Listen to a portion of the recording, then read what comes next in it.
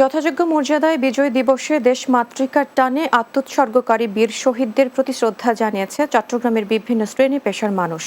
সকালে সূর্যোদয়ের সাথে সাথে নগরীর কাট্টলির ডিসি পার্কের দক্ষিণ পাশে মুক্তিযুদ্ধ স্মৃতিস্তম্ভে ৩১ বার তুপধ্বনি এবং সশস্ত্র অভিবাদন প্রদান ও পুষ্পস্তবক অর্পণের মধ্য দিয়ে বিজয় দিবসের আনুষ্ঠানিকতা শুরু হয়।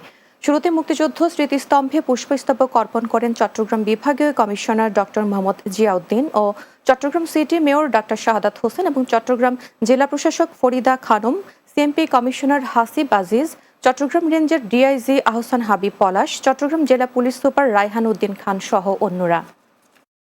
যে চেতনা নিয়ে মুক্তিযোদ্ধারা প্রাণ দিয়েছিল তাদের আত্মত্যাগ যাতে বৃথা না যায়, আমরা একটি সুখী, সুন্দর, সমৃদ্ধশালী বাংলাদেশ এবং ভবিষ্যৎ প্রজন্মের জন্য একটি নিরাপদ বাংলাদেশ গড়ে তুলতে চাই। চাকমা সার্কেল চিফের বিতর্কিত সংশোধনী প্রস্তাব নাকচের দাবিতে চট্টগ্রামে সংবাদ সম্মেলন অনুষ্ঠিত হয়েছে।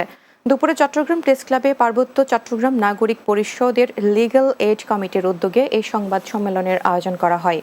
এতে লিখিত বক্তব্য পাঠ করেন পার্বত্য চট্টগ্রাম নাগরিক পরিষদ লিগ্যাল এইড কমিটির chairman advocate Parvez Talukdar.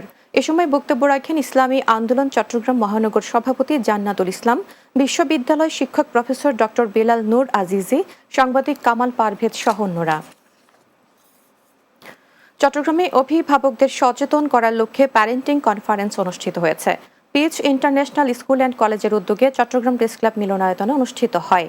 Pitch international school and কলেজের ম্যানেজিং কমিটির চেয়ারম্যান মোহাম্মদ মাহফুজুর রহমানের সভাপতিত্বে এতে উপস্থিত ছিলেন ইসলামিক স্কলার প্রফেসর মুক্তার আহমদ, ডক্টর মোহাম্মদ আতিউর রহমান এবং পিচ ইন্টারন্যাশনাল স্কুল অ্যান্ড কলেজের প্রিন্সিপাল মোহাম্মদ তোফায়েল আজম সহ অন্যরা।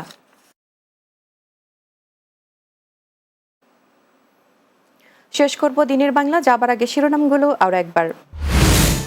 মহান বিজয় দিবস আজ। মুক্তিযুদ্ধে